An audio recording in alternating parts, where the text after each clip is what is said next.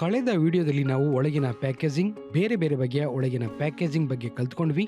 ಕೆಲವು ಸಾಮಾನ್ಯ ಕಟ್ಟುಪಾಡುಗಳು ಹಾಗೂ F&B ಗುಂಪಿಗೆ ಸರಿ ಹೊಂದುವ ಕಟ್ಟುಪಾಡುಗಳ ಬಗ್ಗೆ ಕೂಡ ತಿಳ್ಕೊಂಡ್ವಿ. ಈ ವಿಡಿಯೋದಲ್ಲಿ ಪ್ಯಾಕೇಜಿಂಗ್ ಗೆ ಸಂಬಂಧಪಟ್ಟ ಹಾನಿಯ ತೊಡಕುಗಳನ್ನು ಗುರುತಿಸೋದು, ಟ್ರ್ಯಾಕ್ ಮಾಡೋದು ಮತ್ತೆ ಸರಿಪಡಿಸೋದು ಹೇಗೆ ಅಂತ ನಾವು ಕಲಿಯೋಣ.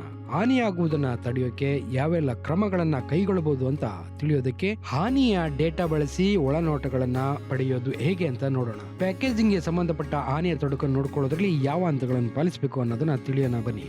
ಮೊದಲನೇ ಹಂತ ಅಂದ್ರೆ ಉತ್ಪನ್ನದ ಮಟ್ಟದಲ್ಲಿಯೇ ತೊಡಕುಗಳಿವೆಯೇ ಅಂತ ನೋಡ್ಬೇಕು. ಈ ರೀತಿಯ ಎಲ್ಲ ಸ್ಟಾಕ್ ಕೀಪಿಂಗ್ ಘಟಕಗಳಿಗೆ ಟೇಬಲ್ ರಚಿಸಲು ನೀವು ಮಾರಾಟಗಾರರಿಗೆ ಸಲಹೆ ನೀಡಬಹುದು.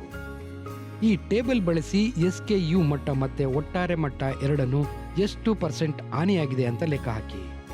ಒಬ್ಬ ಹಾನಿಯಾದ ಆರ್ಡರ್ಗಳನ್ನ ಒಟ್ಟು ಕಳುಹಿಸಲಾದ ಆರ್ಡರ್ಗಳಿಂದ ಭಾಗಿಸಿ ಬಂದ ಮೊತ್ತವನ್ನ 100ರಿಂದ ಗುಣಿಸಿದ್ರೆ ಎಷ್ಟು % ಹಾನಿ ಅನ್ನೋ ಲೆಕ್ಕ ಸಿಗುತ್ತೆ.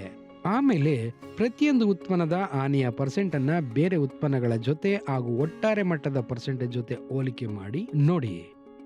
ಬೇರೆ ಉತ್ಪನ್ನಗಳಿಗಿಂತ ಹೆಚ್ಚಿನ ಮತ್ತೆ ಸರಾಸರಿ %ಗಿಂತ ಹೆಚ್ಚಿನ % ಇರುವ ಉತ್ಪನ್ನಗಳು ಯಾವುವು ಅಂತ ನೋಡಿ. ಅಂತ ಉತ್ಪನ್ನಗಳ ಪ್ಯಾಕೇಜಿಂಗ್ ಆಳಕ್ಕೆ ಇಳಿದು ಹಾನಿಯಾಗಿರೋದಕ್ಕೆ ಕಾರಣಗಳು ಏನು ಅಂತ ಕಂಡುಹಿಡಿಯಿರಿ. ಈಗ ಎರಡನೇ ಹಂತ, ಹಾನಿ % ಹೆಚ್ಚಾಗಿರೋ ಉತ್ಪನ್ನಗಳು ಯಾವುವು ಅಂತ ಗುರುತಿಸಿದ ಮೇಲೆ ಲಾಜಿಸ್ಟಿಕ್ ಮಟ್ಟದ ಡೇಟಾ ಆಳಕ್ಕೆ ಇಳಿರಿ.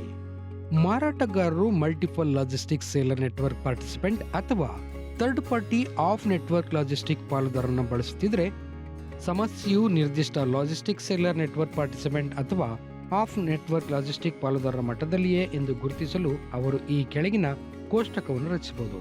ಒಟ್ಟು ರವಾನಿಸಲಾಗಿದೆ, ಒಟ್ಟು ಹಾನಿ % ಇದು ಬಹಳ ಸರಳವಾಗಿದೆ.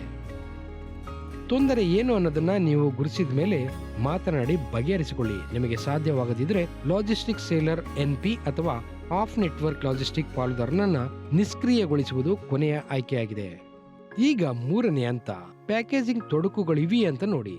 ಮೊದಲನೇ ಹಂತದಲ್ಲಿ ಗುರುತಿಸಲಾದ ಉತ್ಪನ್ನಗಳಿಗೆ ತೊಡಕುಗಳಿರೋದು ಯಾವುದು ಒಂದು ಲಾಜಿಸ್ಟಿಕ್ ಸೇಲರ್ ನೆಟ್ವರ್ಕ್ ಪಾರ್ಟಿಸಿಪೆಂಟ್ ಅಥವಾ ಆಫ್ ನೆಟ್ವರ್ಕ್ ಲಾಜಿಸ್ಟಿಕ್ ಪಾಲುದಾರರಿಂದಲ್ಲ ಅಂತ ತಿಳಿದ ಬಳಿಕ ಉತ್ಪನ್ನ ಒಡೆಯುವಿಕೆ ಮತ್ತೆ ತೂಕದ ಆಧಾರದ ಮೇಲೆ ಪ್ಯಾಕೇಜಿಂಗ್ ಗುಣಮಟ್ಟ ಹೇಗಿದೆ ಅಂತ ನೋಡಿ. ಹೊರಗಿನ ಮತ್ತೆ ಒಳಗಿನ ಎರಡು ಪ್ಯಾಕೇಜಿಂಗ್ ಹೇಗಿದೆ ನೋಡಿ. ಗುಣಮಟ್ಟ ಸುಧಾರಿಸಬಹುದು ಅನ್ಸದಾದ್ರೆ ಮಾರ್ಪಾಡುಗಳನ್ನ ಮಾಡ್ಕೊಳ್ಳಿ, ಇಲ್ಲವೇ ತೊಡಕುಗಳ ಬಗೆಹರಿಸೋಕೆ ಪ್ಯಾಕೇಜಿಂಗ್ ಗುಣಮಟ್ಟ ಹೆಚ್ಚಿಸಿ. ಇದರೊಂದಿಗೆ ನಾವು ಈ ಕಲಿಕೆಯ ಕೊನೆ ಅಂತ ತಲುಪಿದೀವಿ. ಪ್ಯಾಕೇಜಿಂಗ್ ಗೆ ಸಂಬಂಧಿಸಿದ ಹಾನಿಯ ತೊಡಕುಗಳನ್ನ ಗುರುತಿಸೋದು, ಟ್ರ್ಯಾಕ್ ಮಾಡೋದು ಮತ್ತೆ ಸರಿಪಡಿಸೋದು ಹೇಗೆ ಅಂತ ನಾವು ನೋಡಿದ್ವಿ. ಹಾನಿಯಾಗೋದನ್ನ ತಡೆಯೋಕೆ ಯಾವೆಲ್ಲ ಕ್ರಮಗಳನ್ನ ಕೈಗೊಳ್ಳಬಹುದು ಅಂತ ತಿಳಿಯೋದಕ್ಕೆ ಹಾನಿ ಡೇಟಾ ಬಳಸಿ ಒಳನೋಟಗಳನ್ನ ಪಡೆಯೋದು ಹೇಗೆ ಅಂತಾನು ನೋಡಿದ್ವಿ.